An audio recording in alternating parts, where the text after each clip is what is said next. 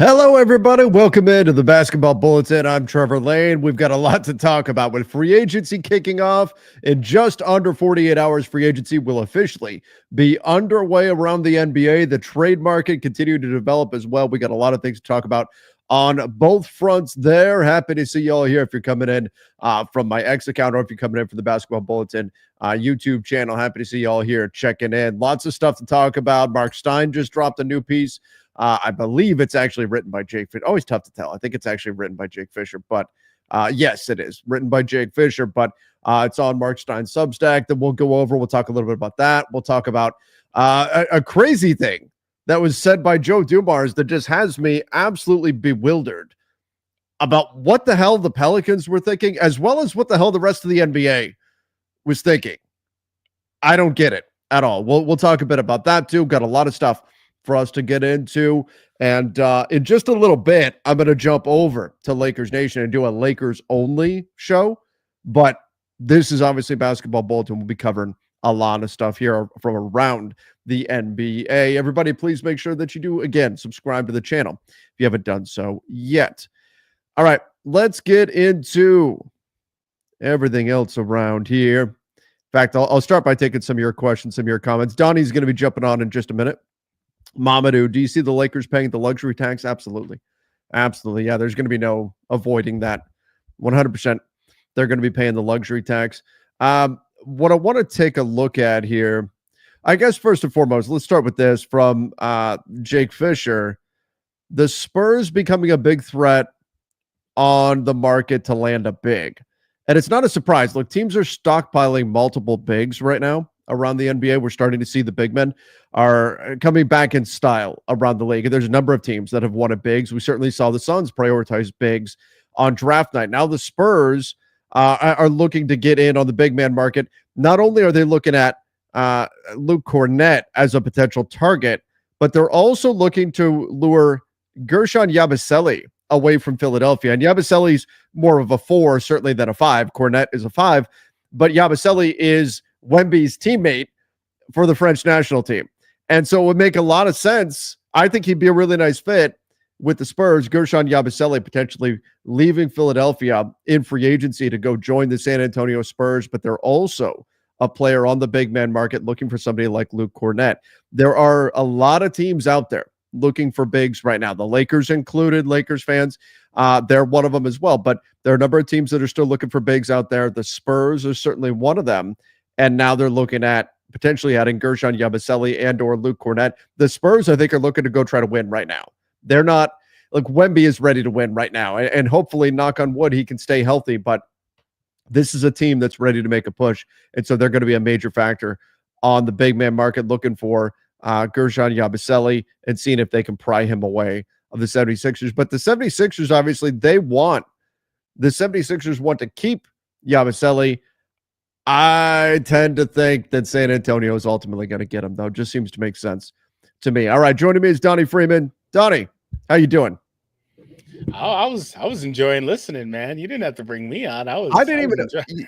We must have turned off the setting or something because I was on the other screen where it normally it beeps at you when somebody else comes on. I didn't get anything. You were just hanging out back there. Yeah, I was there for a couple minutes. I was like, just let Trevor go. I was thinking about like adding myself and being like, oh, okay, yeah. just I was talking. Yeah, I was enjoying it. I was just sitting there like, oh yeah, he's making a good point. But what's up, man? How you doing? I'm doing well.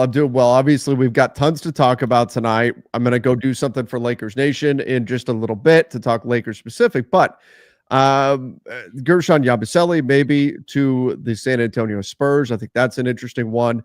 Also in this Stein piece, and I'll talk a lot more about it for Lakers Nation, but Brook Lopez as a Lakers target, and we've heard Clint Capella as well as a pretty significant Lakers target. What do you think about Brook Lopez? It seems like his time in Milwaukee is done, doesn't it? Yeah, I don't think there's any real chance that he's going to stay in Milwaukee after this season. And that's not because he doesn't like being there or they don't like him. I just think that they need to kind of pivot towards other options. They need to get younger, need to bring in some other guys. And I think Brook has a pretty robust market elsewhere too. Yeah, and you know what? 37 years old. He's not going to be a long-term fit anywhere. Yeah. But for a taxpayer MLE, You could certainly do worse. 3-point shooting big man. One of the guys that we tend to point to when we talk about how players' games evolve in the NBA and what they are one year doesn't necessarily mean that's going to be what they are the next year. Brook Lopez went from being a non-3-point shooting big to, in a season, suddenly that was like his thing, was shooting the three, went from 0.2 attempts per game to 5.2 attempts per game. And that was back in the 2016 season. I mean, that's crazy volume for back then. Yeah, I mean, it's not bad volume for now. It's high volume now, but that's insane volume back then. Yeah, that's a lot of volume back then for sure. And he's been a pretty steady contributor there. I mean, he's always around 4 or 5, always mid 30s. I think that's valuable, right? And then he's also always giving you, a block or 2 blocks or whatever it is. And a couple of years ago was second in DPOY running, right? So, and he's pretty healthy out there. I like him a lot. I think he's a guy that you could plug into your team and give you that 3-and-D and would be good for you. He's just not exactly what I think fans are looking for, and he's also not the exact archetype of a guy you would want alongside of Luka because he's another slower guy. He's not a lob threat, etc. But I think that if he's on your team at the taxpayer MLE, I think that's a good signing. You could certainly do worse than Brook Lopez. He's one of the best options out there. Like, there's not a lot. It's him and Clint Capella and Al Horford, right? And then Luke Cornett. And I think you could make the argument just because of age. Yeah, like that maybe Cornette's actually the best option of them, but Brook Lopez would give you floor spacing, which could certainly work with Luka. So I understand, the Lakers' interest there. I'll tell you what, Donnie, the ideal scenario would, of course, be you trade for somebody and add Brook Lopez if you're the Lakers, but I don't know if that's going to happen or not. It's funny. I was watching the video from Rob, and he distinctly pointed out how they thought that they needed to get younger and more athletic, and this is like the exact opposite of that, right? So yeah. I don't know if he specified on the wings, but I'm sure they feel that way across the board. You'd have to imagine, though, that if Brook is the signing, you're going to get more of a athlete center as the backup. Now, I don't know if that's somebody that you're going to get on the open market or trade, or maybe you just retain Jackson or what have you, but they'd have to get that type of archetype to be able to play with Luka. Exactly. Okay, let's talk a little bit about what else is going on. Bucks forward Bobby Porzingis declining his player option, but looking to get a multi-year agreement with the Bucks. The other guy that's in a very, very similar spot to Bobby Porzingis, in fact, almost identical, it's Dorian Finney-Smith with the Lakers. So we look at these guys, Portis, Finney-Smith. I think what both of them are trying to do, and we're starting to see this around the market where this little buzz is popping up like, hey, Finney-Smith could leave. He could walk away in free agency. He might decline his player option. We've been hearing the same thing on Bobby Portis. I think the goal on both fronts is the same. They're trying to get more years from their current incumbent teams. I don't think either guy necessarily wants to leave, but they're looking for, they understand, I think, that mid-level exception level deals will be out there for them. But if the money's all the same, they're looking for the years to be. And when you are 30, north of 30, that's what you're looking for, that long-term security. So good news here for Bobby Porzingis. No, I think you said Bobby Porzingis. I didn't catch it, but they're like, Trev needs a day off. He's tired. Did I say Bobby Porzingis? I actually didn't catch it. I didn't catch Bobby Porzingis. Hey, that would be a hell of a player if you could get behind Chris. Oh yeah, that'd be nice. And Bobby Portis. He'd be a big 3-point shooting white dude with crazy eyes. Oh, that'd be too funny. Oh man. Yeah, for sure. I was gonna ask you, and you kind of alluded to it. So basically, like, do you just think that's spin? It just sounds like angling and spin to try to get these guys to get to a point where they can get the years on it, even if it means they potentially take a little bit less in the front and then just kind of escalate going into the contract. But they want that long-term security, right? Yeah, that's what it is. That's what I think is going on with Bobby Portis, Ingus, and Dorian Finney-Smith. I really do think this is just about them trying to get the years on the deal that they're looking at. So we'll see where that ultimately lands. Donnie, one of the things that I also wanted to talk about here as we're going through all these different topics. This is interesting. The point guard market. They're looking for, we got teams like Sacramento, Dallas, the Clippers. That's nothing new that are looking for point guards. Dennis Schroeder has been pretty heavily connected to Sacramento. Dallas heavily connected to D'Angelo Russell. We talked about that a little bit earlier today. Yeah. Uh, Minnesota. Clippers right there. Is that Chris Paul bait right there? Clippers. I do wonder if that is Chris. If that is the Clippers' way of saying Chris Paul, come on home. Yeah. I think so. That's probably what that is. I think I that mean, is. he's made it extremely clear he wants to go to LA, and I'd imagine that means Clippers. So Yeah. Yep. Well, he doesn't really make sense for the Lakers, but for the Clippers, he could make sense as an extra ball handler on the team there. Yeah, for sure. That's what I was thinking about. But yeah, like, I think it's a pretty foregone conclusion that Schroeder at least is going to wind up in Sacramento. There's some other guys out there too that could be potential backup guards, like it looks like they're saying for LaMelo, like a Tyus Jones maybe or something like that. But I actually kind of, we talked about it a little bit briefly. I kind of like the fit for D'Lo in Dallas as well. I love it. I think that's a good spot for D'Lo. Yeah, I love that fit. I love that fit for D'Lo in Dallas. Yeah, Bucks Nation, dude. I'll give you one more shot. Just quit being a troll. Like, bottom line, if you're gonna come in the chat here and hang out, baseline rule: just don't be a dick. Yeah. That's it. Very simple. Very simple.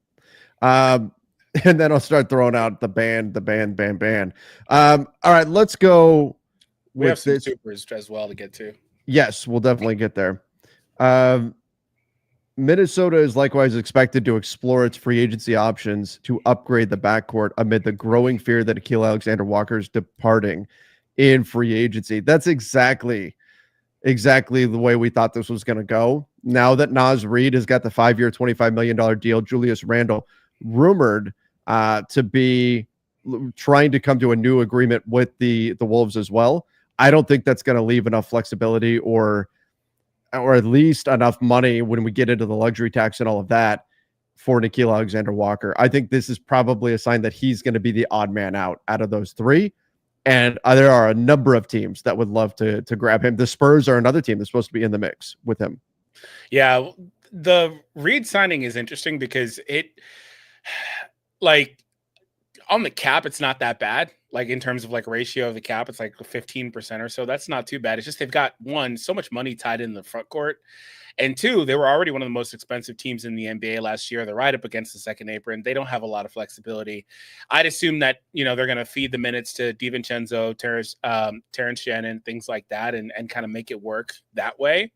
But you would prefer to keep Nickeil, of course, if that was the case. And I just, I think maybe it would have been nice if they could have got Nas to take a little bit off the top, but it is what it is. Ultimately, they're up against it. They don't have a lot of options at this point. So I do wonder, they're going to retain Randall most likely, but I do wonder if maybe Randall or Gobert is somebody that they try to flip at some point just to get some flexibility back.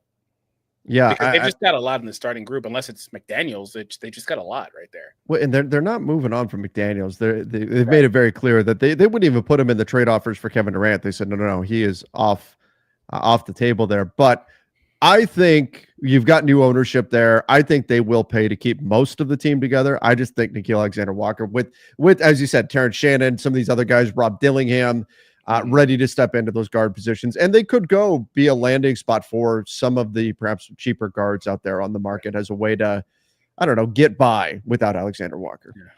Yeah, definitely. I do think that's probably where this looks like it's going for them for sure. And maybe they just hope for internal growth, and that's where they go next. But I do think they needed to get a point guard on the market. But maybe they're, again, hoping for Rob to be able to take a good chunk of that. Maybe Ant has the ball in his hands more and things like that. Well, let's get into some of our chat questions here. Bobby Porzingis for the Supermax. I love it. I'm gonna get a Bucks jersey with Portis's number, but I'm gonna change the back of it to Porzingis.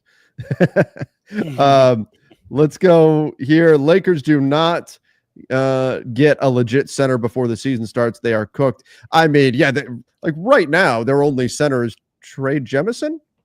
He's on a two-way? That's the only center they actually have on the roster currently. Well, define legit. That's the operative word here. That's the operative word. And that's what right? For some people, if you say, hey, we need a starting level center, for some people, Brook Lopez would not check that box. Same would be said of Clint Capella. They're talking, they want the Lakers to go get Bam Adebayo. They want him to go get, at least Walker Kessler, right? Jared Jackson Jr. They set those sights very, very high.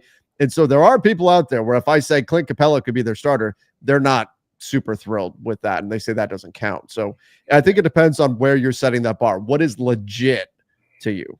Yeah, exactly. I think that matters a lot. That's the operative word there. And like we said earlier, there's just not a lot out there. And so it may have to come in the form of a trade, but it's a seller's market for these guys. And I don't think you can, you're going to get in a position where you may have to overpay for somebody and you may not want to do that. So Rob doesn't typically like to do that. So we'll see what happens ultimately. Let's go here. I have tempered my expectations for the Lakers. Brook Lopez is our center. Trevor accepted. He very well may be. I mean, I think we've seen, that the Lakers, and I've talked about this, and I'll talk about it a little bit on Lakers Nation in just a bit here. Historically, when pushes come to shove and they felt like the right value is not there for them, they've been patient, right or wrong. They've been patient, sometimes to a fault. They've been patient. And they've said, well, wait until later on for a better deal to come along. They did it with the Russell Westbrook trade. They did it this last summer. Last summer, they sat out of the summer when everybody knew they needed to make moves. It was frustrating as hell. But they sat out, by the way, and he still didn't do it. Exactly. Despite the fact he said we're going to make, he punted and said no, we'll wait till the off season because we have to make moves. And then off season hits, it's like, bro, and then he didn't do it.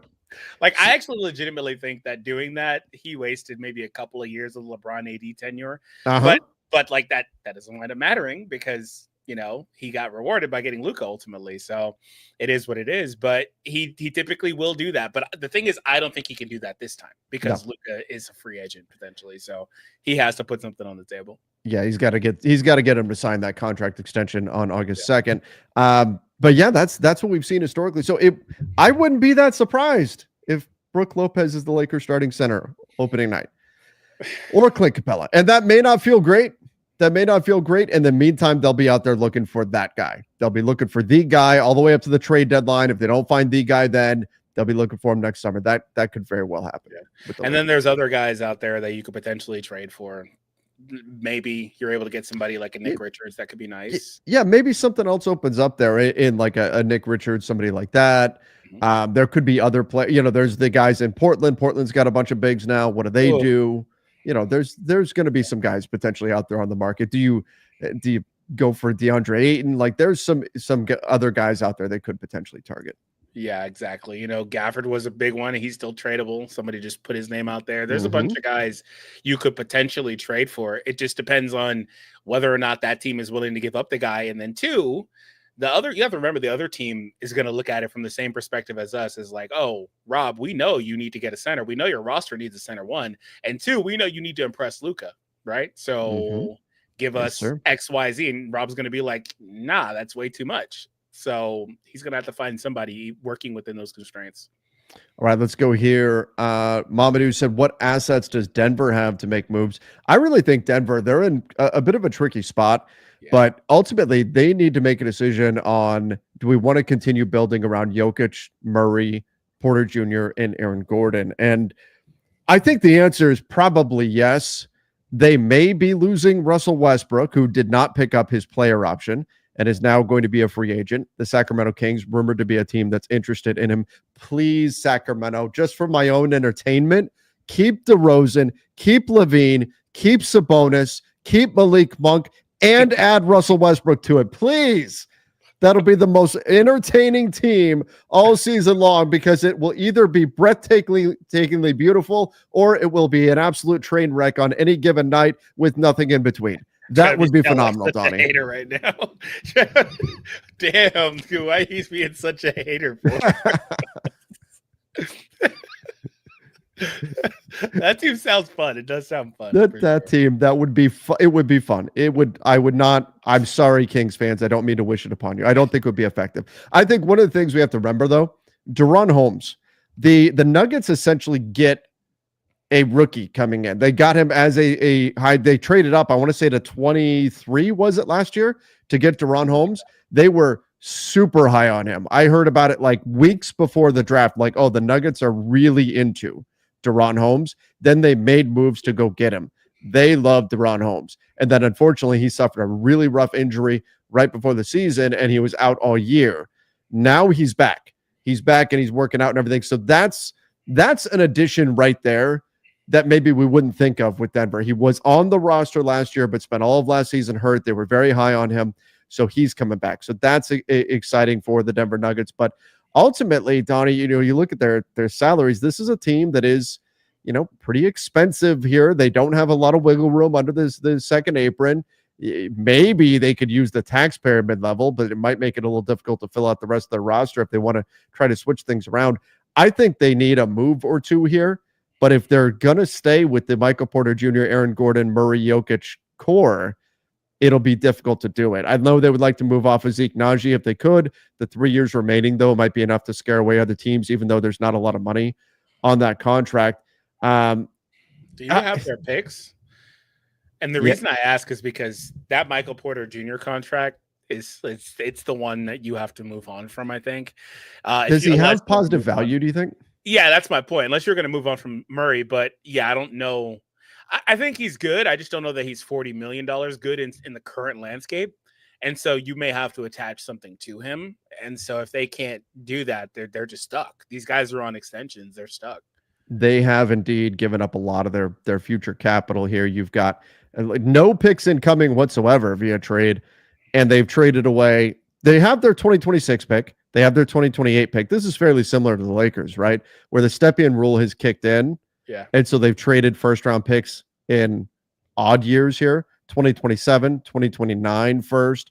They do have their 2031 first they could move if they wanted to. They have a few that they can move. So there's some things they can do there. They've moved some second rounders as well, but a lot of outgoing picks, not a ton of draft capital, but there is a little bit that maybe they could attach to Michael Porter Jr. They were rumored to be considering trying to swap out Michael Porter Jr. for Zach LaVine back at the trade deadline. But given the way MPJ played, I don't know what kind of value he would have around. It may be the kind of thing where Denver needs to go into the season with this group, try to make some tweaks around the margins, and then get MPJ to rehab some of his value before you trade him potentially at the deadline. Yeah, and if you get to the deadline with him, you could sell a team potentially on the fact that you've already paid half of that 38 and he's a 40 million expiring next deal. And maybe somebody wants to bite on that. And then otherwise, maybe a team actually genuinely wants him for what he can provide. Maybe he gets there and he's healthy, et cetera, and you have options there. But aside from that, they're kind of very limited here. So they're hoping for internal growth. They're getting a player in Deron that didn't really play for them at all last year. They had a great season from Christian Braun last year as well. I don't know how much better he can get for them, how much more he can provide, but it's going to be a little bit more of the same as to what it was last year. Yeah, and that's, you know what, like Denver was not that far off this year. Oh, no, that's not, it's going to be more of the same in a negative way. Like this is a legit team. They are very good. They play very well together. They almost made a real run again this year. They've got the best player in the world, I think, in Nikola Jokic. Maybe they could attach something to Najee and then clear up enough space to bring in a couple of players. Could be. That could be something they could do. They just need depth. They don't have that bench depth. And at that point, I think, but it's just kind of hard. There's not a lot of guys in the market. So maybe they pull off a trade or something to bring that in. Maybe they break Aaron Gordon into 2 players or something like that. But I wouldn't want to move him at 22. I like that number for him. But he does balloon into the 30s next year. So there's that. But yeah. He was so good last year. He was really the way he shot the ball was insane. And then in the playoffs, he was really good too. So I wouldn't want to do that. Let's go here. Jermaine Thomas said, if you're the Cavs GM, would you go into next year with the highest payroll from their current roster? Well, first of all, it ain't my money. So if you want to tell me it's the highest payroll, yeah. But like, I think for a lot of teams in the East, we've talked about, and what's funny is I see fans of Eastern Conference teams that bristle when we call it a wide open conference. I think that's a positive thing for teams in these. That's not talking trash about your team specifically, whatever team you're a fan of. That's just in general. There's a lot of opportunity in that conference to make a real run. I think that's an exciting thing for teams in the East. But given the way it looks right now and the season the Cavs had, if I'm Cleveland, and by the way, I think they made a smart move today with the Lonzo Ball thing. If I'm Cleveland, I look at what I accomplished last year. Yeah, the playoffs didn't go the way that we wanted it to go, right? Playoffs didn't go the way we wanted to go, but we had a hell of a season. We finished as the number 1 seed in the Eastern Conference, And now the Celtics are going to drop off.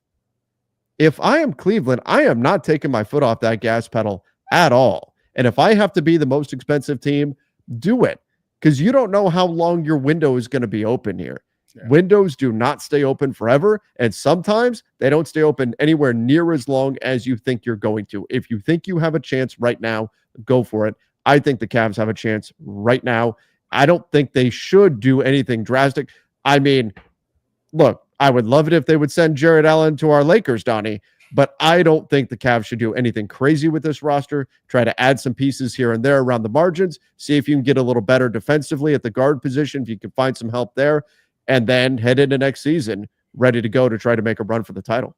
Yeah, I think if you're them, you've got to run it back and hope that you get back to the playoffs. You're healthy, all that stuff, and there's a legitimate chance you could come out of the East, and who knows what happens from that point. And it's Boston, they're down. Unfortunately, Tyrese went down, so we'll see what happens with the Pacers. Who knows what happens with Giannis? And even if he stays there, I think I'd still like the Cavs over that team unless they make some drastic changes there. There's just so much opportunity for them. And we're seeing some teams try to take that space like a Orlando or like a Detroit, but I still would favor Cleveland in that matchup as well. So, you get there and let the chips fall where they may, but I wouldn't do anything crazy and shake it up too much. And Gilbert's fine. He doesn't mind paying it. He's good. Last time they won a chip, they were one of the most expensive teams in the league too. So the only thing that gives me a little bit of reason to hesitate with any of that stuff is the rumors that came out. What was it, a day or two ago, that Dan Gilbert may be looking to sell the Cavs. So does he want to load the team up with a bunch of long-term salary and then sell the team? Isn't that what the Celtics did? They did, but the Celtics were also they just won a title. Yeah, right. So that's part of the equation. So I think that some of these owners who bought, a decade ago or more are looking at the valuation right now, are looking at their return on what they would get for their teams, and they're going, damn, we're going to get so much off of this. It's time. The Lakers just sold for $10 billion in terms of that valuation. And so I think that started to become a thing. And then you have to start thinking about what would a new owner coming in want, not just what's best for this team right now. That's not the way where fans' heads should be at. But for the Cavs specifically, I would say pedal to the metal, go for it, do everything you can to win right now. And if you have to spend more, spend more. But that could be another factor here. What is another person coming in that's looking to buy the team? I mean, ironically, that's what way back in the 80s, the Cavs lost the ability to trade because of their owner, Ted Stepien, because they were worried he was going to do so much damage to the team that no one would ever want to buy it. The Cavs now, if you're Dan Gilbert, do you want to take on any more salary? And by the way, it looks like Ty Jerome's probably going to be leaving Cleveland and overload them with too much salary if you're going to try to sell the team. Maybe a factor, but again, I think there's opportunity in the East for Cleveland. Yeah, and I was going to say that when you're an owner of these teams, are you actually even making a profit? Depends on the team. Like, it just depends, yeah. But I just wonder about that. I feel like for a lot of these teams, you're probably operating at a loss if you're an owner. So maybe if you're selling, you get that nice lump sum. So that's why that's more enticing. That's it, right? You may be operating at a loss year to year, but then getting the big profit when you do sell, and that's how you get it. All right, let's go here. Plenty of time for sharing too, yeah. For Lakers talk. John said, any more news about the other Minnesota team, the Wolves? Nickeil Alexander-Walker for Atlanta's exception still a thing? I mean, yes, it's still a thing. It's still something that the Hawks would like to do. They're going to explore other options too with that $25 million exception that they've got. But Nickeil Alexander-Walker, it's feeling more and more like he's probably going to be out in Minnesota. What you're hoping for from the Wolves' perspective is that you can turn it into a sign and trade so you can get something back. And the Hawks are already set up for that. You can get something back without even having to take back salary with a team like the Hawks because they already have that trade exception that you could trade him into. Now, other teams, though, that have the full mid-level exception could also use that as a trade exception. So you could sign and trade Nickeil Alexander-Walker for $14.1 million into, let's say, the San Antonio Spurs. Full mid-level exception, that would generate a $14.1 million trade exception for the Wolves. So if you have to lose Nickeil Alexander-Walker, which he's feeling more and more like that's probably the way this is going to go. That's what you'd like to see happen there is get that trade exception coming to you. Any good news about adding Sexton or any other point guard? Sexton is very available with the Utah Jazz, and I think that's the right decision for Utah. They should be looking to move on from him. They should look to move on from John Collins. They should look to move on from Jordan Clarkson. They need to move on from all those guys. Colin Sexton, I think, could be a fine fit for the Wolves. Ultimately, for the Wolves, it's about bridging the gap between Dillingham and Mike Conley. Mike Conley slowing down, year by year.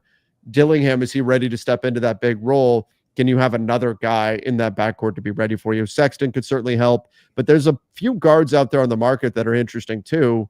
I know they wouldn't be super happy to bring back, say, D'Angelo Russell, but I mean, like Chris Paul, but that obviously wants to be in LA, but so Minnesota doesn't work in that sense.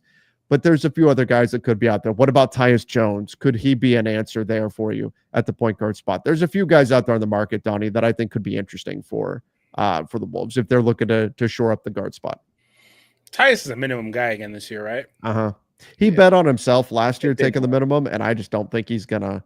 No. I don't think it's gonna work out this year. But he bet on yourself again. Take another minimum. Try again next summer. It's just hard to get off those. When you get on it's hard to get off, man. And I get that was what was available to him, but I just, unless he has a great year, he's going to be in that range for quite a while, I think. But he would be nice on a team with Rudy Gobert backing him up, I think, for sure. Dumping Randall and Rudy, I can't see. I mean, the Wolves were so close too. Same thing with Denver. Yeah. I can't see them dumping Randall and Rudy. Now, there were talks about maybe they'd be willing to give up Gobert if they could get Durant. But the problem with that is Durant wouldn't stay long term. And so they said, okay, well, if he's only going to stay a year and then he's out, we're not going to give up Gobert in that situation. Mm-hmm. So I don't think they do. I think they get a new deal with Randall. I think they signed him to a new contract. He was great in the playoffs for Minnesota overall. If we look at the entire scope of the playoffs, he was great. And that had been the big knock on him, was that he was a playoff faller, and he was definitely not that this year. I think they give him a new contract. Gobert sticks around, and then the Wolves will continue to look at things as we get into the season. But they were right there, and I think they're one of many teams in the West that can say, hey, we have a real shot to come out of this thing, particularly as Anthony Edwards just continues to get better and better and better, which he's going to do. Yep, I agree with you. I just want to ask you really quick. The chat's been asking about Sims for quite a while for the Lakers. What do you think about that? I don't mind him just as a lob threat, he's got springs for legs. So I wouldn't mind it, but he's very much, you're a backup option. Like if Jackson Hayes said, you know what, F this, I'm out. You guys bench me in the playoffs. If you're going to give me a minimum, I can get a minimum somewhere else. I'm going to go elsewhere. Jericho Sims would be a solid replacement off the bench, especially if the starting big you get is more of a ground-bound bruiser. For example, let's say it is Brook Lopez. Jericho Sims would make some sense as the backup. Jackson Hayes would also make some sense as the backup in that situation. Where it wouldn't make sense is, let's say Nick Claxton is your starter, right? Who is a mobile, bouncy big. You want to have offsetting skill sets, I think. So that's where Sims wouldn't make quite as much sense. But I don't mind it, especially considering it's probably talking a minimum deal here. I wouldn't go if you were to dip into your taxpayer mid-level, I'd be out on Sims. Let's put it that way. Yeah, I agree with what you were saying. All right, let's go here. Can we spend an episode prospecting G League centers and undrafted players? Luka Garza, Kai Jones. Well, Luka Garza is still with the Wolves. I don't know what they're going to do. What's that? I'll say he's literally right on the screen. He's right on the screen right now. He's with the Wolves. He always has these big. He's like the quintessential 4A guy. Who? Kai Jones? Luka Garza. Oh, okay. Where he's better than any G League. He would dominate in the G League. Yeah. But he's not quite been good enough to really make an impact in the NBA. But I do like him. He's an interesting player. Yeah. But as far as G League prospects, stuff like that, at some point we'll get into that stuff. We'll probably wait until the next G League season to really start rolling to get into that kind of stuff. I think what this question is asking is about maybe, assuming that is just, we got a lot of Laker guys here. I assume this is like maybe pickup options for the Lakers among those guys. That's the way I read this. Finding a diamond in the rough. Yeah. I mean, I think part of it could be Christian Koloko could be brought back. Trey Jemison is already under contract. If they're looking for those kinds of guys, you could bring those guys back. And let's not forget, they did some work here on draft night. And so you bring in the guys that you brought in, and I think you've got some interesting pieces here that they could potentially add to at least, not necessarily to the regular season rotation, but at least players that you could develop. And I liked what they did in terms of trading up. And we'll see what the Lakers can do in terms of finding players. But if you're looking for solutions for right now, I mean, Eric Dixon on a two-way is not going to do. Most of the guys that we talk about that are G League players or on two-way contracts, even as Jonathan Givony said, Eric Dixon is like the undrafted guy to watch, and the Lakers picked him up. That's exciting, but you need to focus more on the established guys, I think, for this Lakers team. Yeah, I think that's where the team is at this point. But, I mean, maybe we get deep into it and they somehow, some way struck out so many different times, and then they're looking at these guys, right? And at that point, maybe you do look at like a Kai Jones, somebody that's been around for a while. Let's go. Chat's asking about Sharp. He'd be nice as well. Mm-hmm. Yes, indeed. Yes, indeed. I like him a lot.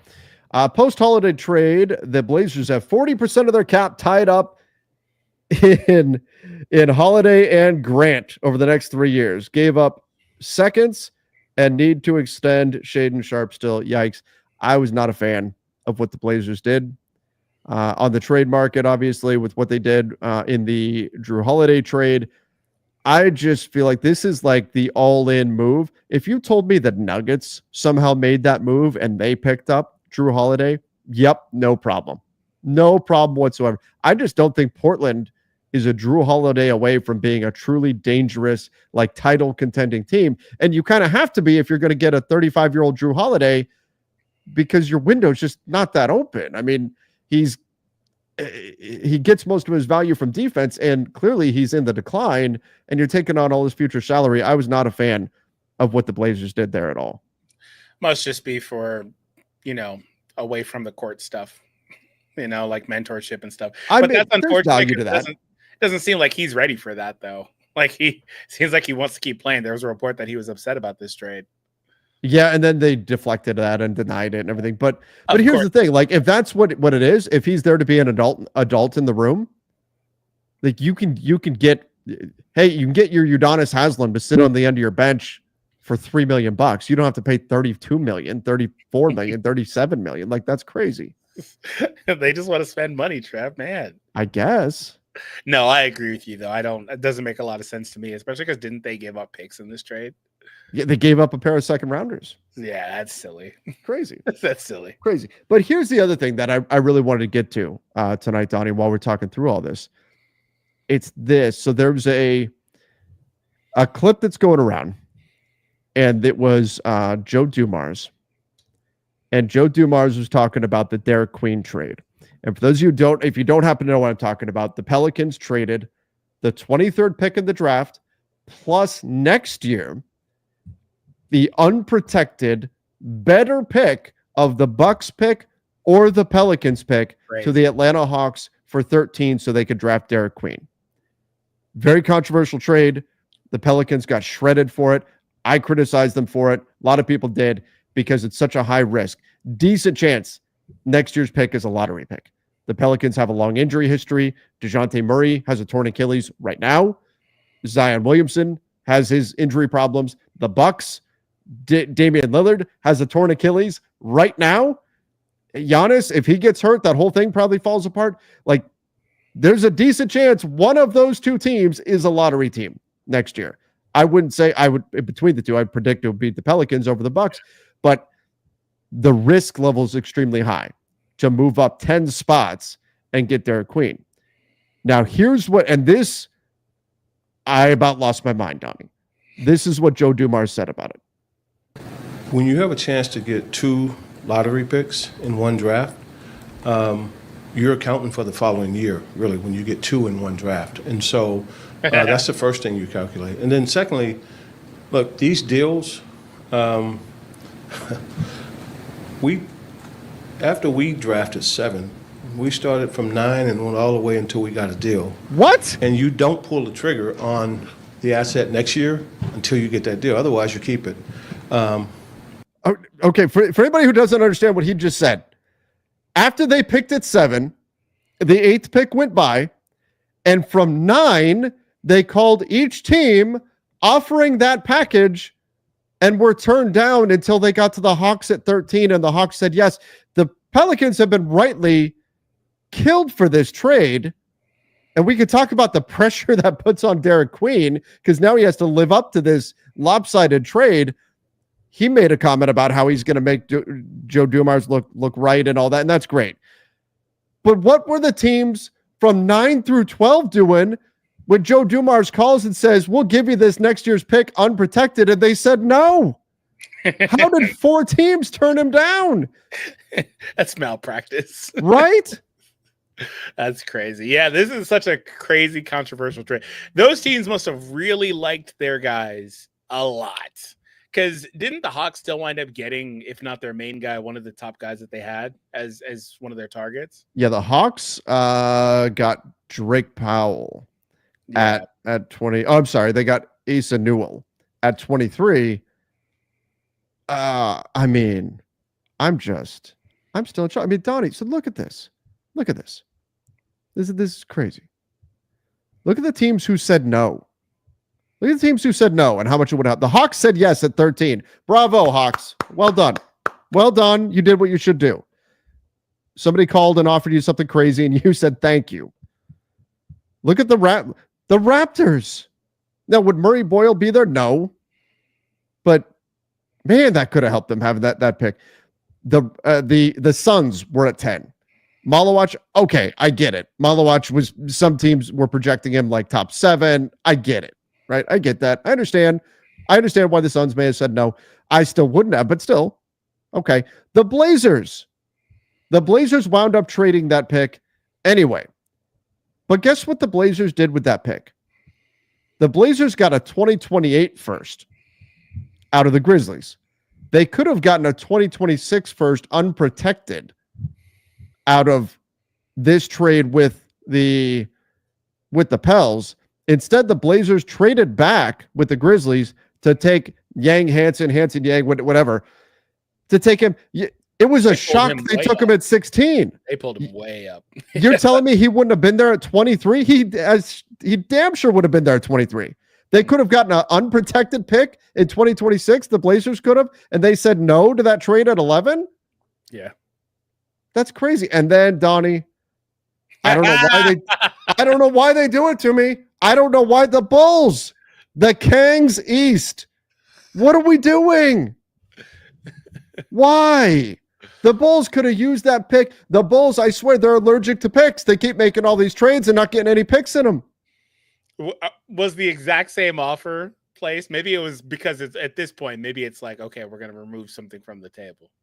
I mean, I can't imagine that if I was Joe Dumars and I call 9 and I call 10 and that I'm improving the offer as I get deeper into the draft. Like the value of that pick should go down, but still, I'm shocked. I was shocked the Pelicans made that trade, and even more shocked when Joe Dumars said that teams 9, 10, 11, and 12 at those draft slots turned him down for that trade. Yeah, so that's what I'm saying. Like maybe when you get to 12, maybe he's like, hey, we'll trade picks and I'll give you some seconds instead of that exact one. I guess it's possible. And then he just said, screw it. We have to get this guy now. Yeah. Throw in the first. Yeah. It's possible, I suppose. I do wonder. But yeah, ultimately, if that exact package was available to anybody else above, that's malpractice. They should have took it. And I don't know necessarily why they didn't. The thing with Queen is that like he was also mocked from what I saw to be pretty high too. And I guess it just depends on how much you really like him. And Dumars' logic is that, we're getting, that extra pick. So it's really like kind of making up for next year, but they must really feel like they're going to be really good next season. They must. And I wonder if some of the teams also feel like they're going to be really good next season too, given that they'll potentially be healthy. Like we don't know if they are or aren't going to be. But yeah, again, I still would have taken that trade if I was basically any of those teams. Well, and they are very high on Derek Queen, obviously. He called him, he thinks he's going to be a foundational piece. If he's that, no worries. If he's right and Derek Queen is that, okay, fine. Whatever. If that's true, okay. You paid what it cost and you got it done. And that's fine. But think about the pressure that puts on Derek Queen doing that deal. Yeah. Like they give up significant stuff to get him. He's got to be great. Otherwise, people are going to be saying, man, that was a bust of a trade. Yeah.